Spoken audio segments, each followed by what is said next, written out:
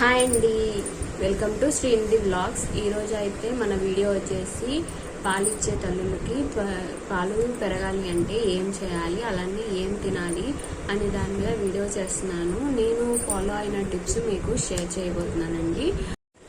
మన ఛానల్లో first time వీడియోని చూసినట్లయితే మన ఛానల్ని సబ్స్క్రైబ్ చేసుకోండి, లైక్ చేయండి, షేర్ చేయండి, అలానే కామెంట్ కూడా చేయండి.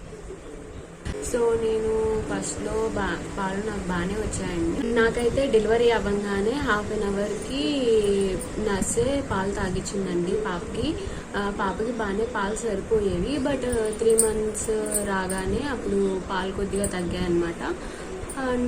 నేను ఏం చేశాను అంటే ఫస్ట్ డెలివరీ అయిన దగ్గర నుంచి మా అమ్మమ్మ నా చేత వాము తినిపించేదండి. టిఫిన్ చేశాక కానీ టిఫిన్ చేసిన తర్వాత, అలానే లంచ్ అయిన తర్వాత, నైట్ డిన్నర్ అయిన తర్వాత ఒక గుప్పెడు మనకి వాము ఉంటుంది కదా, అది వేసేసుకొని ఎక్కువ నవలని అవసరం లేదండి, కొద్దిగా నవిలేసి వాటర్ వేసుకొని మింగేయడమే. అలా 3 పూట్ల చేసేదాన్ని. అలా చేస్తూ 3 పూట్ల అదే చేసేదాన్ని. అలానే చిన్నులపాయలు కూడా ఇచ్చేదన్నమాట, పచ్చివి. అలా తినేదాన్ని. కానీ తర్వాత ఇంకా 3వ నెల వచ్చేసరికి కొద్దిగా పాలు సరిపోనట్టు అనిపించాయి. సో నేను అప్పుడు ఏం చేశానంటే చిన్నులపాయలతోనే ఒక 2 చిట్కాలండి నేను చెప్తాను. ఆ 2 చిట్కాలు ఫాలో అయితే పాలు బాగా వస్తాయి మీకు. ఫస్ట్ది ఏంటంటే, మనకి ఒక అరకప్పు పాలు తీసుకొని దాంట్లో ఒక 6-7 వెల్లుల్లి రెబ్బలు అంటారు కదా, గర్భాలు, అవి పొట్టు తీసుకొని వేసుకోవాలండి. వేసుకొని పాలని బాగా మరిగించుకోవాలి.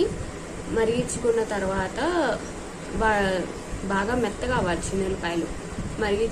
మనకి దగ్గరగా అవుతాయి అనమాట, ఒక హల్వా అయినట్టు అవుతుంది.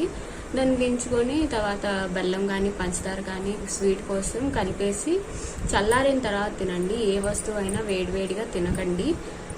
కాఫీ కానీ, టీ కానీ, పాలు కానీ ఏవైనా సరే మనం చల్లారిన తర్వాత తాగాలి. అలానే ఇలా తినండి. తింటే 2 పిల్లలకి సరిపోయేంత పాలు వస్తాయి. నాకు కూడా చాలా వచ్చేవన్నమాట, పాలు కారిపోయేవి అది తిన్నప్పుడల్లా. నేను ఫస్ట్లో డే బై డే తినేదాన్ని. తర్వాత వారానికి 2 సార్లు లేదంటే వారానికి 1 సారి అలా తిన్నాను. ఇప్పుడైతే అసలు తినట్లేదండి, ఎందుకంటే పాలు సరిపోతున్నాయి పాపకి. నెక్స్ట్ వచ్చేసి చిన్నులపాయలే 6-7 చిన్నులపాయలు పొట్టు తీసుకొని మనం అన్నం వండుతాం కదండి, వేడి అన్నం వండిన తర్వాత కొద్దిగా అన్నాన్ని అప్పుడే దించిగానే కొద్దిగా రైస్ని పక్కకు అనేసి ఆ వేడి అన్నంలో చిన్నులపాయ పొట్టు తీసేసి గుచ్చాలండి.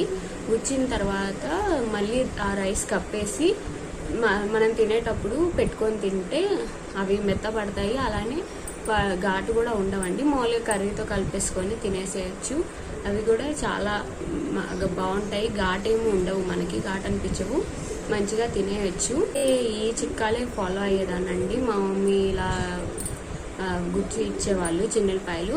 అలానే మిల్క్ బ్రెడ్ పాలల్లో తినేదాన్ని. అలా చేసినా కానీ మనకి పాలు బాగా ఉంటాయి. నేను ఇప్పటికీ రోజు మిల్క్ బ్రెడ్ తింటానండి. 4-5కి అలాగా పాలు కాగబెట్టుకొని ఆ పాలల్లో మిల్క్ బ్రెడ్ అయితే తింటూనే ఉంటాను. అలానే వాము కూడా వేసుకుంటాను. మధ్యాహ్నము సాయంత్రము వాము వేసుకుంటాను. నైట్ ఒకవేళ వామ్ వాటర్ తాగుతాను. వామ్ వేసుకోవడం వల్ల మనకే కాదండి, బేబీకి కూడా డైజెషన్ ప్రాబ్లం ఉండదు, మోషన్ ఫ్రీగా వెళ్ళిపోతారు. అలానే వాతం అనేది ఉండదు పిల్లలకి.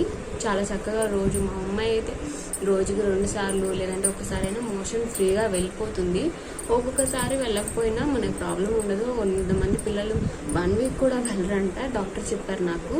నేనైతే ఫస్ట్లో టెన్షన్ పడేదాన్ని, ఏంటి వాష్రూమ్కి వెళ్ళట్లేదు పాప 2-3 days అయినా అని చెప్పేసి. తర్వాత దానికి ప్రాబ్లం అనేది ఫిక్స్ అయిపోయింది. ఇప్పుడు తను డేలో 1 సారి కానీ 2 times అయినా వెళ్తుంది.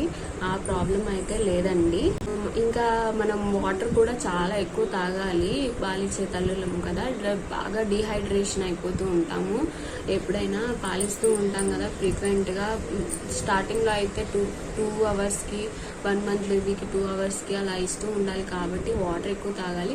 కొంతమంది వాటర్ ఎక్కువ తాగనివ్వరండి. మా అమ్మమ్మ కూడా చెప్పేది, వాళ్ళ అమ్మంట అసలు వాటర్ ఇచ్చేది కాదంట. అసలు వాటర్ ఒకవేళ అడిగితే అలా మూతి తడుపుకోవడానికి అలా వాటర్ ఇస్తూ ఉండేవాళ్ళంట. బట్ ఇప్పుడు ఏంటంటే డాక్టర్స్ వాటర్ ఎక్కువ తాగమంటున్నారు.